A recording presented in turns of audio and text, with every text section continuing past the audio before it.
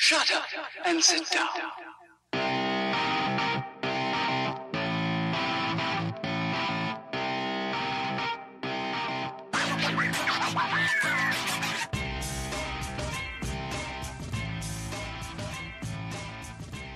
Good morning, good afternoon, good evening, wherever you are. This is episode number 15 of the Baseball and Beer Podcast. I am Brendan Bowes, your host as always, leading you through a journey of America's two favorite things, or at least my representation of America's two favorite things. Anyway, episode 15, it seems like only 14 weeks ago I was doing the first one, but you know how it is. Anyway, let's get down to business. If you do want to ever get in touch with me, there are several ways to do so, which I will go through right now. The website to find previous episodes and to find the current posting of this episode, it's going to be baseballbeerpodcast.blogspot.com. Also, as always, you can find me on iTunes. I'm not exactly sure what to look under, but I'm there. If you want to join my Facebook group, it is facebook.com/baseballbeerpod. From there, I post random baseball shit, random beer shit, sometimes ask some questions, trying to get shit started over there. If you use Twitter, I am at baseballbeerpod. And if you ever want to send me a email, it is baseballbeerpodcast@gmail.com. I hope everyone had a great week, and as you're listening to this, you'll probably notice that my voice is sounding a lot more crisper, a lot better, and a lot sharper. I wish I could say it was just me in general and that I took lessons or something like that, but I decided to take a dive and actually get a microphone. It's very impressive. I think I will post it on the website, but for those of you who have some sort of tech knowledge in regards to microphones, it's a CAD U37 USB studio mic, and I want to thank my friend Norm for recommending it to me, and I was testing it out when I first got it last week, of course after I finished recording last week's podcast, but that's neither here nor there, and I fell in love with it, and I am using it for the first time right now, so that's my story for the week. I know nothing interesting. Actually, no, it's not true. For those of you who have listened since the beginning, 14 weeks ago, I remember I talked about I was a big fan of Arrow, the TV show, and, if you've been a listener for a while, you also know that I'm a fan of professional wrestling. So it shouldn't come as a surprise that I am going to talk about how the guy from Arrow is now going to be on SummerSlam. I believe it's 2 weeks from now. Or 2 weeks from Sunday, rather. But, yeah, it's Stephen Amell and Neville, better known as Pac in the Indies, going against Wade Barrett and Stardust of Cody Rhodes. I don't even know the rest of the card. I know Brock Lesnar is fighting Undertaker. And I think this is the first time in probably 6 or 7 years that Undertaker is wrestling outside of WrestleMania. So that should be interesting to see how he does without 8 months of training ahead of time. But yeah, between that and the tag match with Stephen Amell, I really don't know anything else on the card. That's more than likely my fault, just for not really paying attention to Raw, but, it's WWE, no one cares. Well, most people care, I don't. I just care about Stephen Amell and the fact that it's pro wrestling, so I would probably watch it regardless because it's SummerSlam and it's on the WWE Network, which I already get, so, why not? It should also be noted that Amell does train in parkour, at least from the videos that I saw. Someone posted a YouTube link, and I started watching it, and he does know his flips. He was in a skate park that had a whole bunch of pads in there, and he was doing front flips off edges to other edges, doing your typical parkour stuff. So, jumping off a top rope or falling in a ring is probably will come easy to him, so hoping for the best. Beer is good, beer is good, beer is good, and stop. So, on the beer front, there wasn't a whole lot going on here. I didn't brew anything. I didn't try anything out of the ordinary or anything worth talking about for, 10 minutes or so. So, decided to try something different. I know a week or two ago, I think it was 2 or 3 weeks ago maybe, I did like my own list of, stupid beers that I actually like, and figure I might as well go on that tangent again and do my top 5 favorite beer styles. So I figure I might as well start from number 5 and work my way up to number 1, as might as well give you guys some sort of reason to keep on listening, as you can take notes, write down if you agree or disagree, or let me know if you agree or disagree. I'm pretty sure most people are going to disagree, but, if you've listened, then you know where I stand, and number 5 will probably anger most of you. So, number 5 is it's my own personal style. It's what I call ABI, otherwise known as anything but IPAs.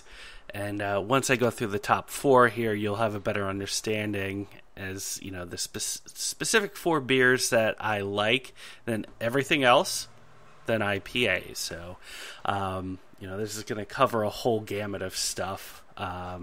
Again, except for the 4 that I'm going to list in a moment here, but I just wanted to get that out of the way because I know how much you guys love hearing me talk about how much I don't like IPAs.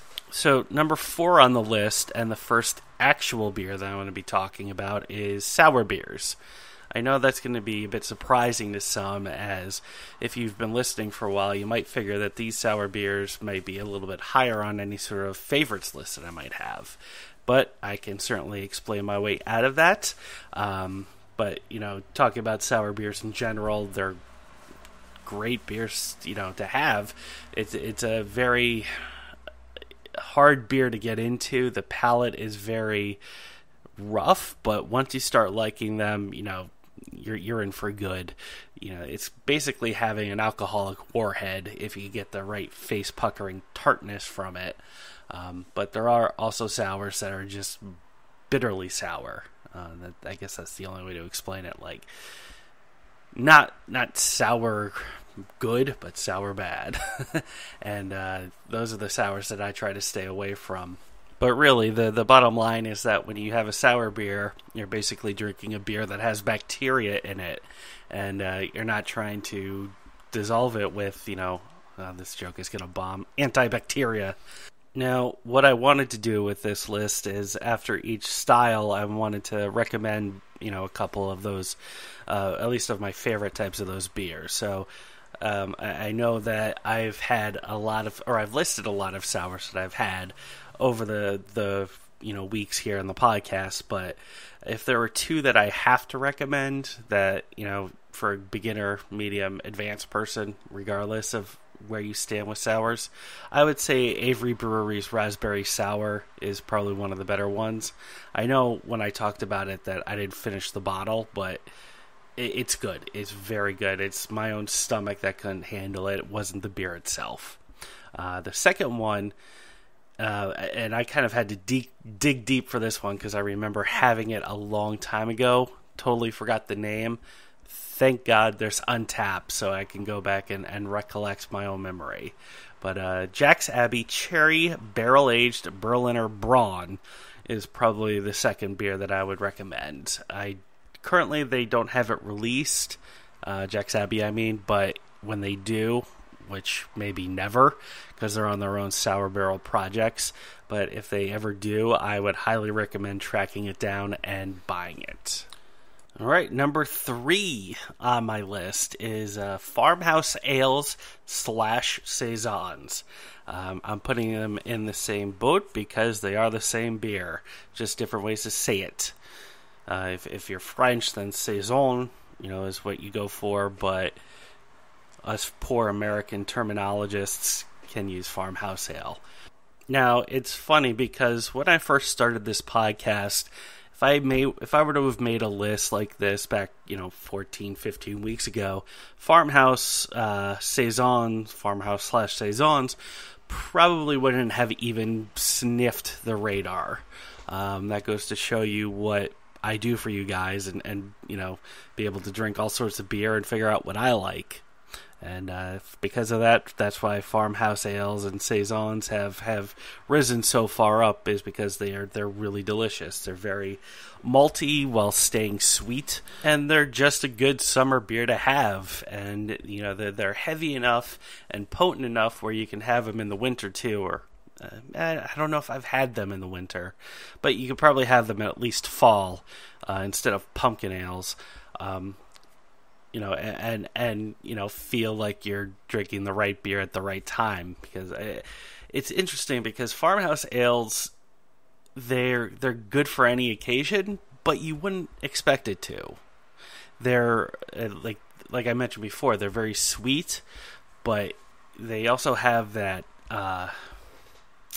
what am I trying to think of? They have like that maltiness, that roasted maltiness that you find in stouts, but they're not stouts.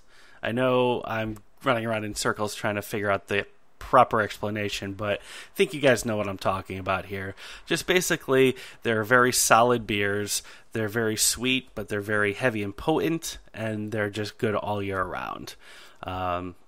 Beers that I would suggest would be Apex Predator. I don't know the brewery offhand, but the name of the beer itself is Apex Predator. Goose Island has a very good farmhouse ale called Sophie. I know they sell it in 4-packs, and they also have the really big bombers for it. And Boulevard Saison Brett is also one that I would suggest. If you remember the podcast some time ago when Boulevard was at the beer group that I'm part of, and they tested this, or they sampled this one out, and I really enjoyed it.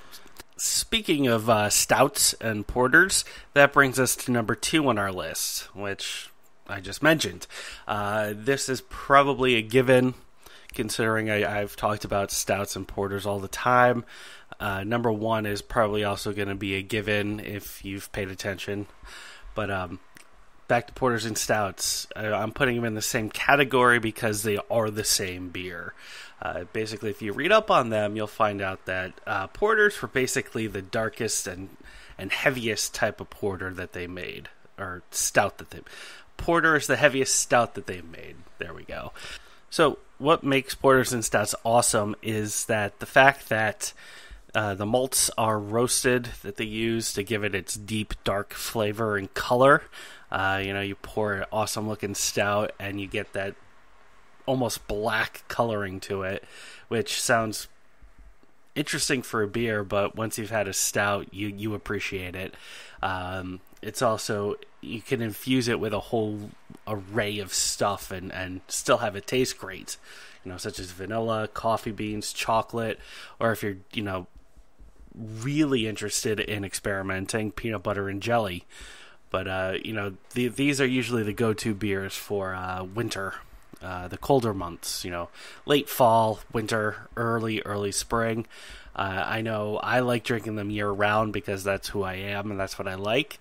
But, it's like red wine and red meat. If you want a perfect matchup, that's when you would have it. My go-tos for porters and stouts, one would probably be Lagunitas Cappuccino Stout. Remember, that was the very first stout that I actually really liked. And I think it went uphill from there, or downhill, whichever one is the good hill. Also, the Abyss, which I talked about probably about 3 or 4 weeks ago. It's a very rare bottle to get, so if you do get it, I would savor the moment, savor the taste, because it's amazing. Also, Jack's Abbey Barrel Aged Framing Hammer, also a very solid porter that I enjoy having whenever it's available. And lastly, Treehouse Double Shot. I've only been to Treehouse once, only got the double shot once, but really stuck in my mind because it was a very rich chocolate taste to it that I really enjoyed and appreciated. And that goes with everything else Treehouse does, because all they do is put out good shit. And number 1, if you haven't figured it out by now, number 1 is barley wine. People who've been listening to the beginning should know this. I love barley wine. It's extremely sweet, very heavy, and very potent beer. I can only probably drink 2 or 3 bottles at a time, and then I will just want to go to sleep because it's delicious, and nothing can get better after that. So, You've heard me talk about them all the time. You know my thoughts, you know my feelings on them, so it's really not a whole lot more that could be said. The top beers of barley wine would probably be Firestone's Succuba, Jack's Abbey Bridebaker, of course. Gotta include Jack's Abbey whenever I can. And probably the third one would be Sierra Nevada's Bigfoot.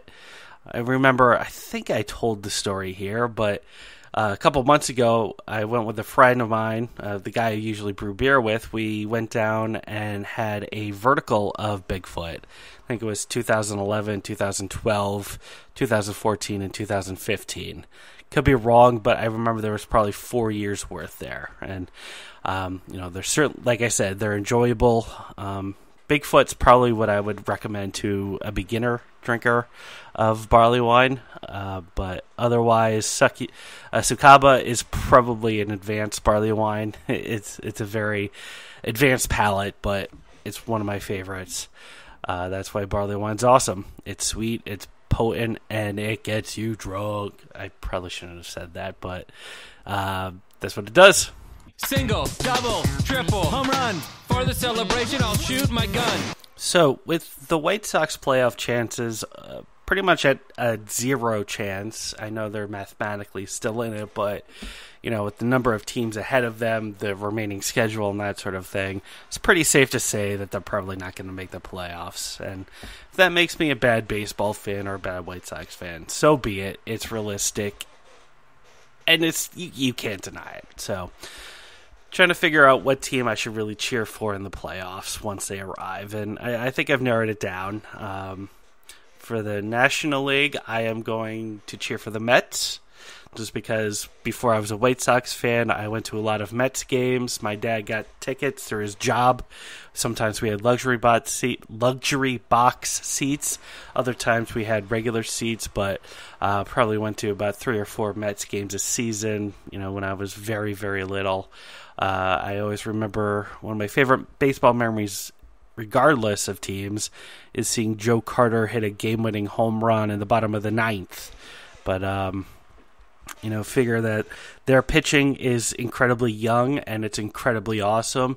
They have last year's National League Rookie of the Year, Jacob deGrom, and they have a good one of their pitchers this year has a good shot of winning it. The National League Rookie of the Year, and that's Noah Syndergaard, who, last season or season and a half ago was rumored to be traded to the White Sox. That never happened, and sadly as it is, he's pitching lights out for the Mets. Now, there's also Matt Harvey. Yeah, Matt Harvey, who 2 years ago or 3 years ago was poised to be like the new ace of the National League, probably taking over Clayton Kershaw, but fortunately he had Tommy John surgery, and while he's recovered and still pitching pretty good, he may lose a step or two in his eventual run to overtake Mr. Kershaw. But he's still pitching solid, and of course the Mets also have Bartolo Colon, who's somehow, I don't know if he has a voodoo doll or what have you, but that old guy is throwing like a madman. And, there's always the obvious joke of him batting and his batting helmet usually flying off his fat skull whenever he swings, but he's a solid contributor to the team as well. And they're just a fun team to listen to since, they've gone through so many financial struggles over the last several years, with their owners being dum-dums and falling for a Ponzi scheme. And now they're trying to keep their heads afloat. Usually a team that doesn't mind throwing a whole lot of money around is being very tight with their cash, but they may be able to make a playoffs and maybe get some money and, maybe work their way back into, where they were. Actually, never mind. They were never really good for a long period of time. And to cover their hitting, they actually went out and traded for Yoenis Cespedes at the trading deadline. So that adds a very solid bat to the lineup. National League that hasn't looked very strong, even though the Phillies have been winning a lot. The Nationals are probably one of the most bipolar teams in baseball, and the Braves and Marlins, they are what they are, which are good. So the Mets really do have a chance to make it. And with that rotation, they're probably looking at one of the best playoff rotations that I could think of in a long time, as long as they all continue to pitch as they are and, even make the playoffs. But that's who I'm choosing for in the National League. In the American League, where we have, okay, let me take a step back there.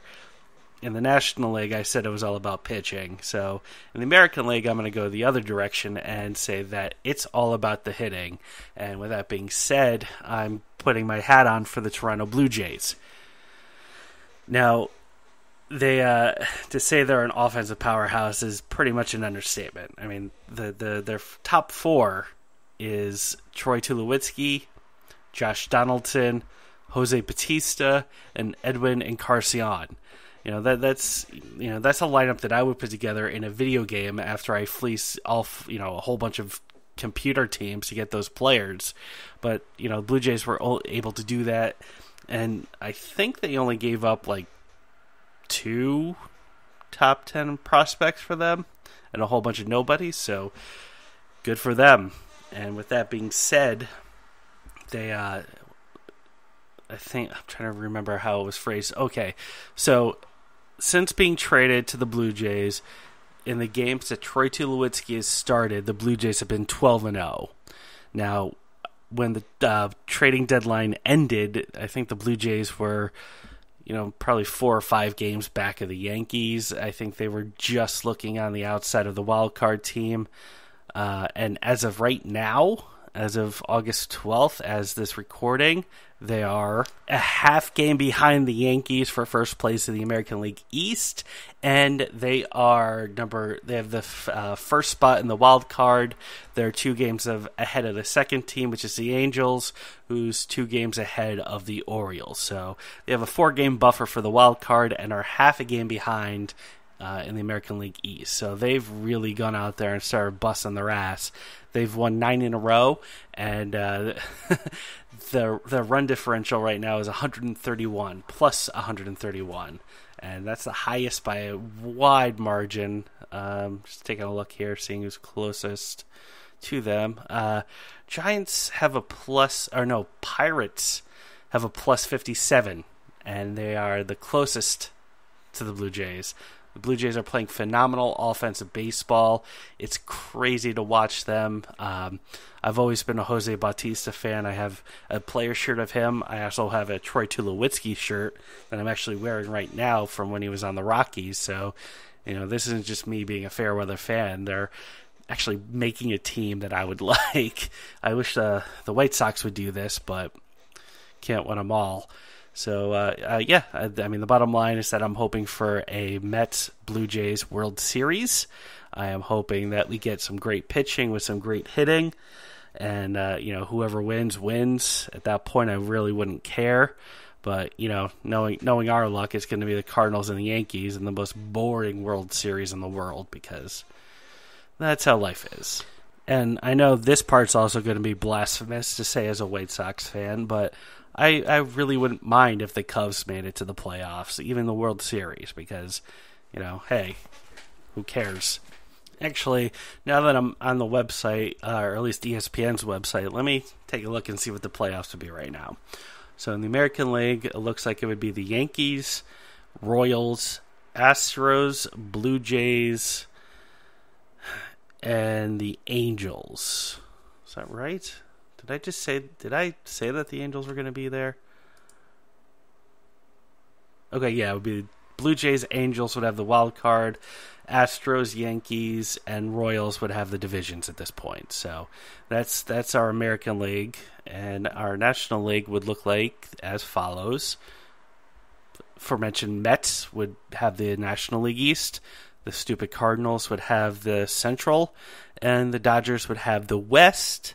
With, let's make the click here, and with the Pirates and the Cubs as the wild card team. So, there's a couple of different interesting matchups, but, you always have the stupid Cardinals because, what else is new?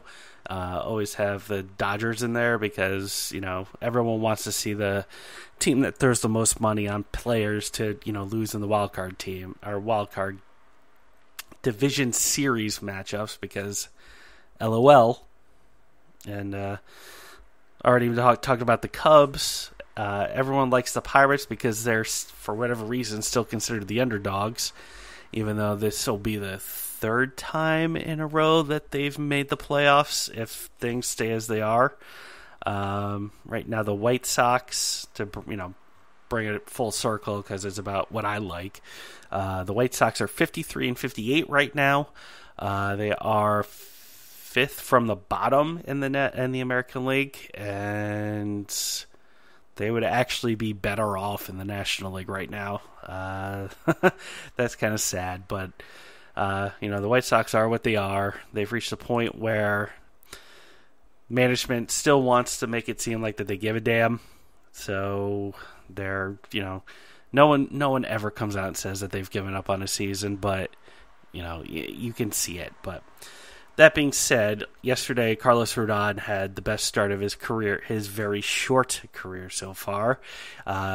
Pitched 7 innings, struck out 11, and only gave up 1 walk, which is impressive if you go back and look at his previous starts because he typically walks a whole lot of people.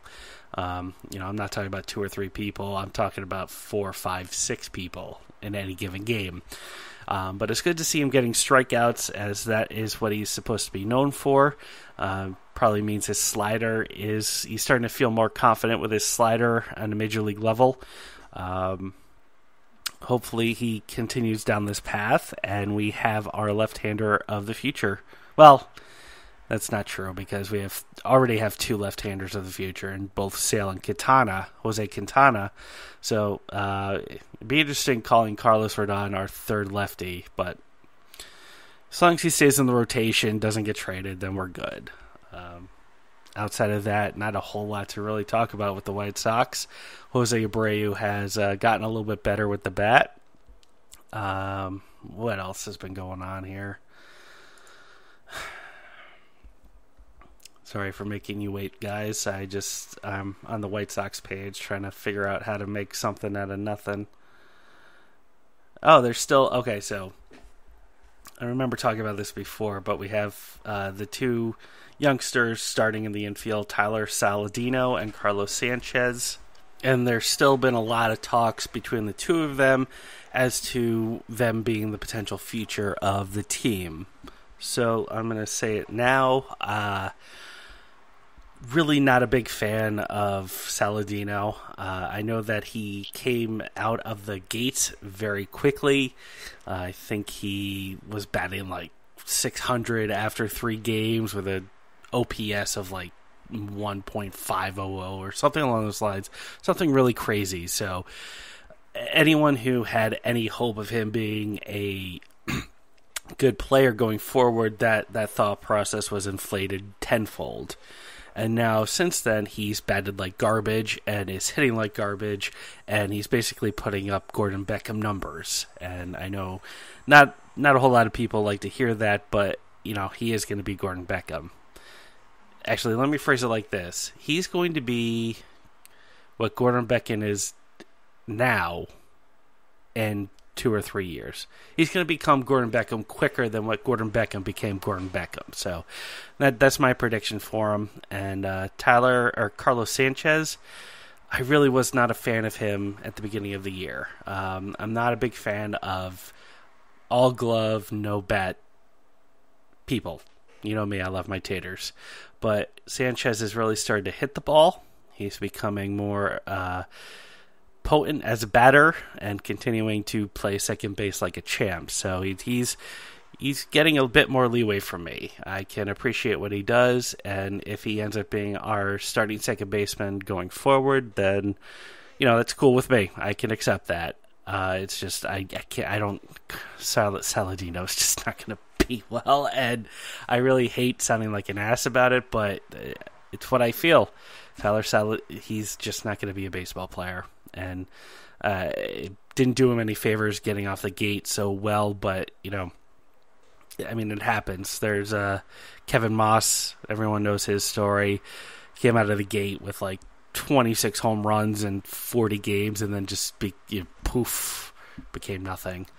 But I guess tangibly, I remember when we traded for Samardzija, we gave up Marcus Semien. I'm not sure how to pronounce his name properly, but he had a very good April at the beginning, half of May, and looked like he was becoming a superstar.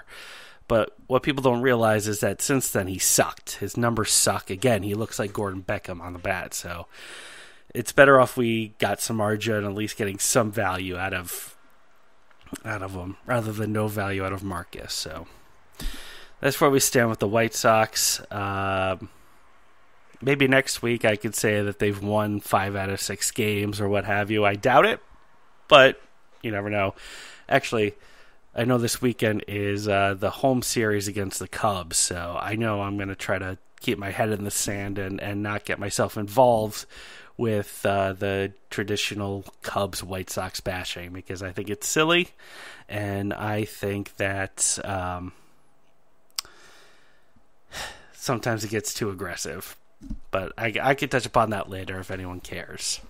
But since I'm on a roll with the White Sox, I know that our farm system sucks, and I will elaborate on that. I know that some people feel that we have a more decent farm system than we did a few years ago, which is true, but that doesn't mean it's good. I mean, our one of our top prospects is Tim Anderson. And Tim Anderson, his ceiling is extremely high. The reason why he's ranked so high on the top 100 list out there is because he has an extremely high ceiling, and he's still young enough where there's a chance he can hit the ceiling. I think most people know that he won't, but the way prospecting and ranking the prospects work just doesn't allow them to say that up front. But and then outside of that, there's really not a whole lot to talk about. I mean, there's Matt Davidson, who went from being a potentially strong power hitter for us to a weak hitting and now having a good glove third baseman. So it'd be interesting to see what happens whenever he gets called up. We also have Frankie Montes, who is a fast pitcher, a relief pitcher, possible starting pitcher that we got during the Jake Peavy deal that landed us Avisail Garcia. I don't know a whole lot about Montes. I know he throws fast.